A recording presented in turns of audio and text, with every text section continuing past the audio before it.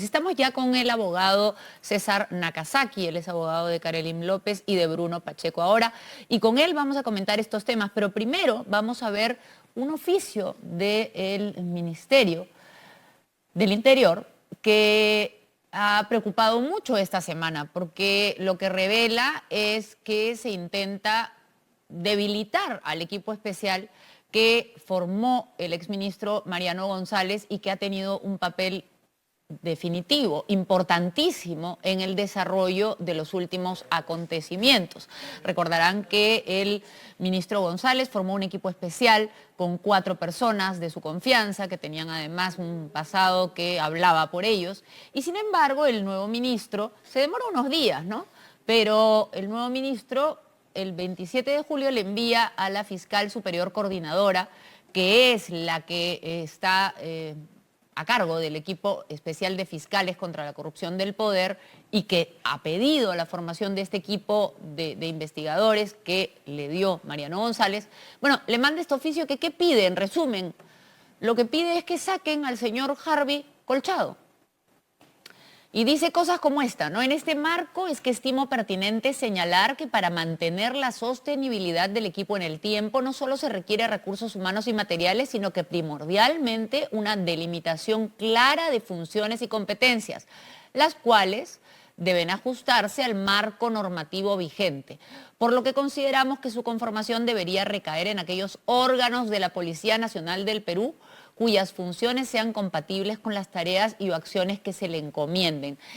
¿Qué otra cosa dice este documento? Básicamente en lo que sustenta es en formalidades y dice que el señor Harvey Colchado pertenece a una división que no es la división a la que debería pertenecer, que el jefe de este equipo debería pertenecer a la DIVIAC, porque la DIVIAC está dentro del ámbito del ministro y por lo tanto estaría obligada a informar directamente al ministro. Pero con todo lo que sabemos, también queda bastante claro que lo último que necesita un equipo especial que busque encontrar estos prófugos, que hay tantos indicios de que no quieren ser hallados por las altas esferas, lo último que necesita este equipo, decimos, es alguien infiltrado para informar más arriba. Además es gracioso porque dicen que no debe ser Harvey Colchado porque él no es de la DIVIAC, pero Harvey Colchado, hasta donde recordamos, no solo era de la DIVIAC, sino era el fundador, ¿no es cierto? Correcto. Señor Nakazaki, buenas noches. Fundador y responsable de las grandes intervenciones que hizo la DIVIAC, ¿no? Entonces acá hay un círculo muy interesante, ¿no? Porque a Harvey Colchado lo sacan de los puestos importantes para meterlo en una división de ambiente. El ambiente es sumamente importante, pero evidentemente era para no aprovechar sus grandes cualidades y mantenerlo más bien haciendo otras cosas. Y ahora dicen que tiene que ser otro de la DIVIAC, porque también hubieran podido decir que tampoco hubiera sido conveniente, hay que poner a Harvey Colchado en la DIVIAC para que Harvey Colchado, jefe, además pueda cumplir con este requisito formal, ¿verdad? Es correcto. Hay varias situaciones extrañas que el ministro del Interior debe tener en cuenta. La Policía de Lavado de Activos hace un operativo para encontrar dónde se había fabricado la tesis falsa del presidente, la consecuencia, los descabezan. Acaban de revelar que el hombre más cercano al presidente, una sombra de alta confianza, o casualidad se va a la Comisión de Fiscalización del Congreso cuando lo empieza a investigar. Se arma este equipo especial de fiscales y de policías. Se logra que Bruno Pacheco se incorpore como testigo colaborador a esta investigación y lo primero que tiene que saber el ministro del Interior, que lo que hay que garantizar es un equipo de policías que sea capaz de perseguir, ubicar al sobrino del presidente, a una de las personas más vinculadas al presidente, que es el ministro de Transportes y Comunicaciones, garantizar algo que antes era imposible, que un grupo de fiscales y policías puedan investigar a la principal autoridad y al entorno de una hipótesis muy seria de investigación de organización criminal. Eso es lo que tiene que asegurar el ministro del Interior. Y el ministro pretende con este oficio dar una serie de explicaciones formales para decir que le tienen que informar a él y por lo tanto a las más altas esferas, que son las que están siendo investigadas, cómo se mueve este equipo. Y que además hay que quitar a uno de los elementos fundamentales, porque usted ha declarado que Harvey Colchado ha sido fundamental para que Bruno Pacheco decida entregarse. La colaboración eficaz de Bruno Pacheco entre varias piezas tiene una central, que es la seguridad.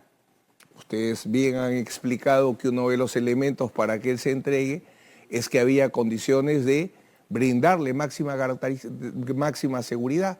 ¿Cuántos policías podrían cumplir su misión de ser leales al Ministerio Público y no responder a sus jefes? Muy pocos, muy pocos. Y Bruno Pacheco se entregó porque confió en que este equipo especial iba a cumplir con las condiciones que él pedía, que era que se fuera muy discreto, que se le diera una detención domiciliaria, que la detención no fuera, digamos, demasiado violenta, hostil o escandalosa. No solo en las condiciones de la entrega, sino porque esta investigación, ¿cuánto tiempo va a durar? ¿El presidente Castillo se va a ir o puede quedarse los 5 años? Bruno Pacheco ya está sometido a la justicia. Hay que garantizar su vida, las consecuencias de lo que va a implicar las informaciones que le va a dar. Tiene hijas, sus hijas han sido amenazadas hace unos días. Él fue brutalmente golpeado con una persona cercana al domicilio con un arma de fuego, ha amenazado a las hijas de ¿Con un arma de fuego directamente? Y ha sido... Y él ha sido golpeado, usted dice. Hace un par de meses. Ahora camina con gran dificultad precisamente por... ¿Cómo fue la circunstancia? Justamente cerca a su casa. Él estaba cerca a su casa donde... Pero cuando estaba prófugo. No, no estaba prófugo. Antes de que estuviera prófugo. No estaba prófugo todavía. Ahí es donde le dicen, cuidado, lo golpean, él sale ya yéndose, había ido a ver a sus hijas, sale, aparece un vehículo con personas de porte policial, militar, le dan muchos golpes, lo tiran al suelo y le dicen, habla si te matamos. Así de claro. Tal cual, tal cual, tal cual. Y su familia lo tiene que asistir y hasta ahora no logra recuperarse las lesiones. Y hace poco tiempo sus hijas han sido amenazadas por un individuo con una pistola. Y mucho le ha costado a su madre que le reciban la denuncia, que ha tenido que protestar mucho. Le dicen, anda, pide garantías. ¿Garantías dónde? A la prefectura. ¿A quién le va a pedir garantías? Por eso el ministro... Karelim López, que no es tema de esta entrevista, también ha sido amenazada. La última, dos simples. En pleno despacho de la Fiscalía, un WhatsApp le dice, ¿en qué piso estás de la Fiscalía? Sé que estás hablando, tu hijo está acá, tu hija está acá, hablas y te matamos. Y la última, en medio de en plena diligencia, en plena diligencia. El fiscal Vela de testigo, en plena diligencia.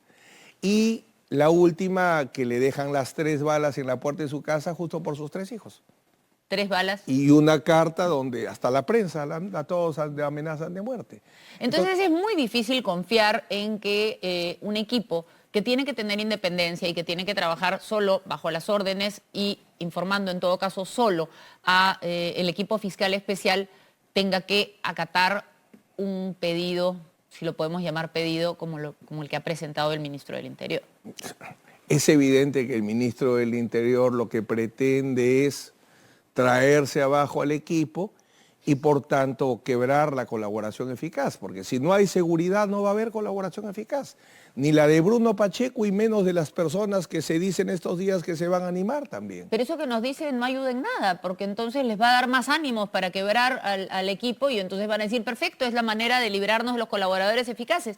Y si no son colaboradores eficaces y habiendo ya confesado delito, porque si son colaboradores eficaces es porque han confesado delito, como que no hay marcha atrás. El problema no es que haya marcha atrás, el problema es que ellos vienen, los colaboradores tienen todo un proceso en el cual tienen que brindar informaciones. Y además corroboraciones. Si está en un tema de peligro su vida o la vida de su familia, eso evidentemente frena cualquier tipo de proceso. Pero también frena los beneficios. Digamos que dudo que dejen de ser colaboradores eficaces, para decírselo bien claro. Bueno, pero yo te diría, si van a matar a mi hija o yo irme a la cárcel, yo me voy a la cárcel, pues, ¿no? Si yo no tengo seguridad para mi hija, yo prefiero quedarme en la cárcel. Bueno, eso sí nos queda claro, pero ¿cómo puede hacer la ciudadanía o el Congreso o las fuerzas políticas, la opinión pública, para impedir que esto suceda entonces? Denuncia pública. Bueno, eso ya lo hicimos. Esto es lo que estamos haciendo al mostrar este pedido que evidentemente es una forma de obstaculizar. ¿Qué más se puede hacer? Es lo único que se puede hacer. Lo único que se puede hacer porque ¿de quién dependen los policías? Pero el Congreso, por ejemplo, podría interpelar al ministro por esto, porque queda clarísimo que está tratando de obstaculizar un proceso que está empezando a tener éxito. Lo que hay que quedar claro, Sol, es que investigar por primera vez en la historia a quien ejerce el poder tiene una serie de complicaciones y por tanto todos se tienen que esforzar porque esta investigación llegue a propósito. Ahora, usted ha escrito todo un resumen, ha dado una entrevista y ha escrito por qué en realidad no es tan descabellado, ni siquiera inconstitucional, ni tan raro que sí se puede investigar al presidente Castillo por estas razones. Antes de pasar al tema de Pacheco otra vez, ¿puede resumir por qué considera usted que sí se puede investigar al presidente Castillo y que no hay ninguna contradicción con el 117 ni con otros artículos? Porque la inmunidad se ha dado para proteger al funcionario público en el ejercicio de sus funciones. Si el presidente de la República realiza actos de gobierno, si el presidente de la República realiza políticas y se sostiene que esos actos presidenciales son delito, ahí entra la inmunidad. Pero si el presidente mata a su esposa, si el presidente es narcotraficante o si el presidente realiza negocios ilícitos desde Zarratea y construye una red de corrupción, para eso no se ha creado la inmunidad. Y entonces no hay sustento legal para decir que no se le puede investigar y ni siquiera podría haber sustento legal para decir que no se le puede acusar. Si lo Totalmente, se le puede someter a proceso penal y eso no solo ya es teoría. En el Congreso, cuando yo defendía al exministro de Economía, Carlos Boloña Ver, y se discutía, porque los ministros son responsables por los delitos que comete el presidente, dice el 128 y 129 de la Constitución. Y en ese tiempo que no me imaginaba defender al presidente Fujimori, digo, bueno, pero si el presidente mata a Susana Iguchi por el tema de la ropa y las donaciones, entonces los ministros también serían responsables de eso. Y el Congreso reconoció que los privilegios del presidente solo son para actos presidenciales. ¿Y cuál era el tema de discusión? El allanamiento a la casa de la esposa de Montesinos, que recordarás, donde vienen los y se robaron las cosas. Eso no podía ser un acto presidencial, como era evidente. Y fíjese la coincidencia, fueron actos para eliminar evidencias. Yo sé que usted ha sido abogado del presidente Fujimori. Pero ahí lo defendí confeso. No, ahí lo defendí confeso. Por eso no hay ningún conflicto. No hay conflicto. Ninguno. Lo defendió bajo culpabilidad. Bajo culpabilidad. Entonces, ahí discutimos penas solamente. Y ya. Entonces sí puedo mencionar la coincidencia. Totalmente. Justamente es un acto de un presidente tratando de encubrir las huellas de un delito. Pero un acto no funcional del presidente. No funcional del presidente. Un acto particular del presidente. Que es exactamente lo mismo que está pasando ahora.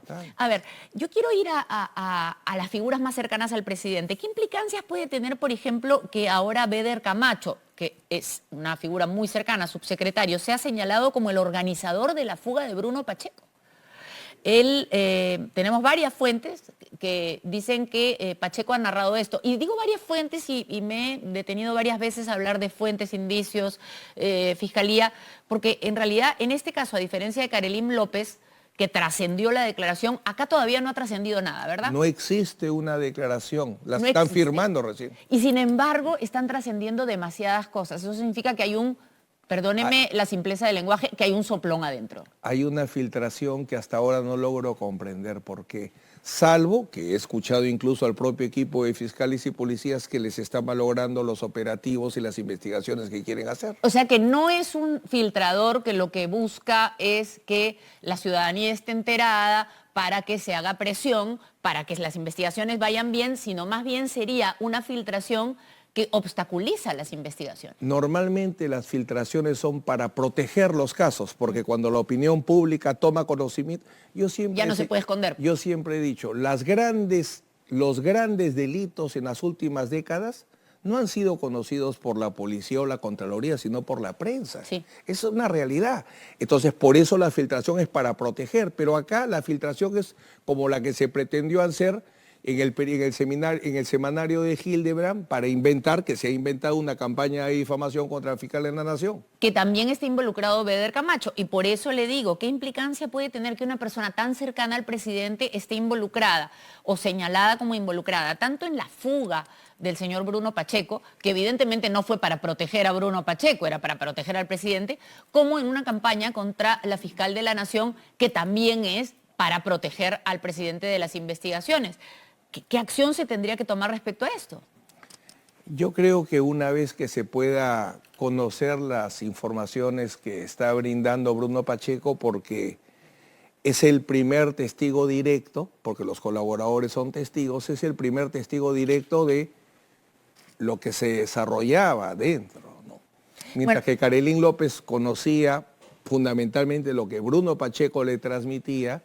Bruno Pacheco, la testigo referencial, ahora está el testigo directo, testigo fuente, claro. Por tanto el conocimiento va a ser mucho mayor, ¿no? Él es, por ejemplo, el que tuvo que de alguna manera esconder o vio cómo se escondían los $20.000 y dio todas estas explicaciones que ahora sabemos no tienen ningún sentido y los 20.000 coinciden con las coimas. Él es el que va a poder contar muchas cosas porque personalmente las vivió. La pregunta es, ¿tiene cómo corroborarlas? Él ha dicho que le queda un teléfono, por ejemplo, en alguna de las cosas que he leído dice que alguien le pregunta si tiene cómo probar algunas cosas y dice, si yo hablo, me lo bajo en 2 patadas, creo que es la frase, ¿no? Bueno, lo que dice Paco Castillo no lo suscribo. No lo suscribe. No lo suscribe. Para nada, para nada. Bueno, Paco sabe por qué. El tema es concreto. Yo pondría este ejemplo. Pero entonces usted díganos, usted que es el abogado, ¿tiene elementos de corroboración? Por ejemplo, ¿sería cierto que él ha guardado un teléfono donde puede tener grabaciones, fotos? No hemos todavía develado en la Fiscalía y menos podría comentar públicamente los elementos de corroboración, pero sí hay referencias. Si la información que dio Karelyn López pudo ser corroborada, utilizada y permitió la apertura de procesos e investigaciones, y ella era una testigo referencial, ahora que viene su fuente, si ella tenía elementos de corroboración, su fuente evidentemente claro, y en se ese puede momento por lógica. hasta se presentó un USB con las listas de las, ¿no? Toda su información procesada, utilizada, las investigaciones contra el presidente, el ministro, los niños y el proceso penal por tanto. Entonces, sin que usted viole el secreto que tiene que guardar, podríamos afirmar que sí tiene elementos de corroboración. Llegamos a un nivel más profundo, más cercano. Digamos, no nos va a contar cuáles son, pero sí nos puede afirmar que tiene elementos de corroboración. Sin duda alguna. Ahora, uno se pregunta cómo puede usted manejar esta defensa, porque la situación de Pacheco es muy compleja, lo tienen una especie de casa de seguridad y usted no tiene libre acceso a él, ¿no? Respetan el derecho a la entrevista privada, pero sí, yo dependo, por eso es que están actuando. Nunca en mi experiencia había visto tanto profesionalismo. Yo tengo que ir a un lugar determinado, se me lleva, yo no puedo ir directamente a la casa de seguridad, se me lleva, igual se hace con los fiscales. Entonces sí, todos tenemos que contribuir para que tenga las seguridades del caso Bruno Pacheco y el procedimiento de colaboración eficaz, cumpla su propósito, ¿no? Pero todas estas dificultades, podría decirse, que lo tengan que llevar, que lo tengan que citar a un sitio, que le den un tiempo exacto. Son procedimientos ¿Son de seguridad. procedimientos que ayudan a que este proceso se lleve mejor? ¿Sí? Antes de que se implemente esto, ¿qué se había avanzado? Prácticamente nada. Ojo que... ¿Cuándo llega a ser usted abogado de Bruno Pacheco? Él solicita una vez que, dentro de lo que se ha dicho, ¿no? O sea, él entra en contacto con la fiscal Marita Barreto. Sin contar con usted. No, yo no intervengo eso es lo que... absolutamente para nada, ahí no. Yo ingreso cuando él pone una exigencia, porque hay una serie de compromisos que se dan en el procedimiento de colaboración eficaz, y él solicita que haya un abogado que pueda garantizar que esos compromisos que se asumirían en la colaboración eficaz a cambio que él dé la información puedan concretarse y él es que me convoca para ello, ¿no? Y usted acepta porque sostiene que no hay ningún conflicto de intereses, pero alguna gente podría decir que en realidad siendo el mismo abogado podrían hacer coordinaciones para dar la misma historia que no necesariamente sea cierta, porque coordinan a través de usted, los dos vamos a decir esto, los dos vamos a decir esta otra cosa. ¿Cómo maneja eso? Yo enseño ética hace 20 y tantos años, creo. El conflicto de interés, que es lo que tendría... Yo tengo una prohibición, que es hacer defensas que tengan conflicto de interés y son las defensas incompatibles. Y a lo largo de mi carrera me he cansado de demostrar que no solo conozco cuando hay conflicto de interés, sino que nunca incurro en él. Hace varios años era un tema mucho más complejo. El presidente Fujimori, el presidente del Comando Conjunto de la Fuerza Armada, Nicolás Hermosa Ríos, y el jefe del SIN, Julio Salazar Monroe. Los fiscales decían conflicto de interés, San Martín en el juicio dice, voy a controlar que haya conflicto de interés y no había ninguno. Porque primero las defensas eran compatibles y no había ninguna situación. No había ningún problema. Luego incluso yo defiendo a Jimmy Arteaga. Y Baruch Pitcher, que sabes bien que no es ningún manso, me denuncia en el colegio de abogados porque los conflictos de intereses no se dicen en la televisión. Los conflictos de interés se denuncian y se demuestran. Yo asumo la defensa de Jimmy Arteaga, persona muy vinculada en su momento a Baruch Pitcher. Baruch Pitcher me denuncia en el colegio de abogados porque él decía que yo incurría en conflicto de interés. Voy al proceso y demuestro que no. Entonces, en mis 32 años de abogado nunca he incurrido en conflicto de interés. Yo antes de que usted se vaya le quiero hacer una pregunta. No puede haber tan poca gente en esto. Por ejemplo, en las denuncias, en las denuncias sobre obras que se han encontrado como irregulares, hay empresas chinas al por mayor. Está el señor de la Casa de Zarratea, está el señor de la Clínica de la Luz. ¿Por qué no se investiga o se está investigando esta gente? Yo le quiero preguntar directamente, ¿quiénes son los grandes ausentes de las investigaciones que alguien podría estar protegiendo y qué investigaciones cree usted que se deben iniciar ya? Ya se inició porque la fiscal Cesenarro me cansé de martillar. ¿Por qué solo el caso del puente Tarata y no todas las obras que se han dado en este gobierno para ver si hay padrino o madrina? La fiscal Cesenarro no quería.